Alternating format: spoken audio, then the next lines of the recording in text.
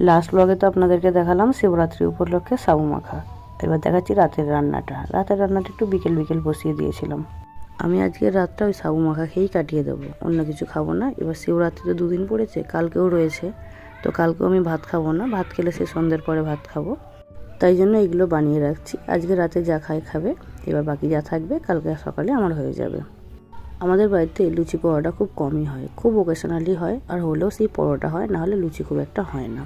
লুচি আসল কথা হলো ওর বাবা খেতে চায় না, আর আমার শ্বশুরমশাইও তেলের অত ভাজা জিনিস খেতে পছন্দ করে না। তবে এই সিমুইটা সবাই খেতে খুব ভালোবাসে। আমার হাজব্যান্ডও খুব ভালোবাসে, আমার শ্বশুরমশাইও খুব ভালোবাসে। শ্বশুরমশাই একটু মিষ্টি জিনিস খেতে বেশিই ভালোবাসে, তো তাই জন্য যে বানাচ্ছি সিমুই।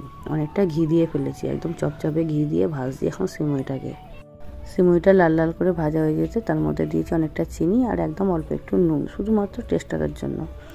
আর দেখুন না, এখন দুধটা দেওয়ার পরে এমন ঘিটা উপরে ভেসে উঠছে। আমি শুধু রান্না করছিলাম আর ভাবছিলাম এখন যেন কেউ না এসে পড়ে, যদি দেখে এরকম উপরে ঘি আসছে আমাকে দেবে একদম ধরে। তবে সিমুই বানাতে তো বেশিক্ষণ লাগে না, তাড়াতাড়ি হয়ে যাবে। আর এখন ঘিটা এখন দেখা যাচ্ছে না, এবার ঠিক আছে। দুধটা অনেকটাই শুকিয়ে গেছে, এরকম অবস্থায় গ্যাসটা বন্ধ করে দিলাম। বাদাম আমার ঘরে ছিল, কিন্তু আমি সেগুলো গুঁড়ো করে ফেলেছি, ছেলে খায় বলে, তাই কিছুই দেওয়া যাচ্ছে না।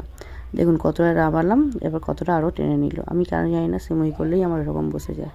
এখন বসাচ্ছি আলুর দম, অল্প করে আলুর দমটা বসাবো, শুধু মিষ্টি দিয়ে থেকেও খাবেন, একটু ঝাল ঝালও দরকার, তাই আলুর দম বসাচ্ছি। আলুর দমটা হয়ে গেলে একবার শিব মন্দির থেকে ঘুরিয়ে নিয়ে আসবো আপনাদেরকে। আলুর দমও কমপ্লিট হয়ে গেছে, এখন এসছে শিব মন্দির। অনেক দূরে লাইন চলে গেছে, অনেকটা দূরে লাইন চলে গেছে।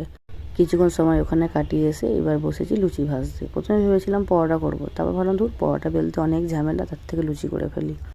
তবে আমাদের বাড়িতে লুচি খুব ভালো না বাসলেও খাবে লোকে, কিন্তু বাসি লুচি খাওয়ার জন্য লোকের অভাব পড়বে না।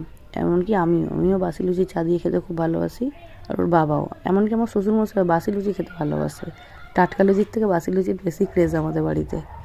তাই অনেকগুলোই বানাচ্ছি, যা আজকে খাবে, বাকিটা কালকে। আমার জানি লুচি একটাও নষ্ট হবে না, সবাই বাসি লুচি খেয়ে নেবে। তবে লুচি যদিও বানায়, আজকে বাবা তো খাবে না, বাবা ঘরে খাবে না, বাবা ওখানে ভোগ খাচ্ছে, সেখানে খাবে। চলুন, আমি রেডি হয়ে গেছি, এবার যাই একটু মন্দিরে গেছে। আমার লুচি সব কিছু ভাজা হয়ে গেছে, এবার যাব মন্দিরে। ছেলেকে নিয়ে এসেছি, ছেলে দাদুর কাছে চলে গেছে। এটা একটা আমাদের কাকিমাকে বলছি দাঁড়াও তোমার একটু ভিডিও করে দিই। আর এটা কাকিমার মেয়ে, ওরা জল ঢালতে এসেছে, আমরা জল ঢালবো না। আর এখানে খাওয়ানো হচ্ছে ভোগ। ভোগে কিন্তু অনেক কিছু রান্না হয়েছিল। খিচুড়ি হয়েছিল, আলুর দম হয়েছিল, একটা কলার তরকারি হয়েছিল, পায়েস হয়েছিল, চাটনি আর বোঁদে। অনেক লোক এসেছিল খেতে, আর সবাই খুব ভালোভাবেই খেয়ে গেছে। আর রান্নাও খুব সুন্দর হয়েছিল, এত সুন্দর গন্ধ পাচ্ছিলাম। আসলে আমার খিচুড়ি তো খুব প্রিয়, আমি খেতে পারছিলাম না বলে কষ্ট হচ্ছিল। সিমুইটাতে আর একটু দুধ দিয়ে গরম করতে বসিয়ে চলে গেছিলাম ইন্ডিয়া পাকিস্তানের খেলা দেখতে। এসে দেখি এমন দশা।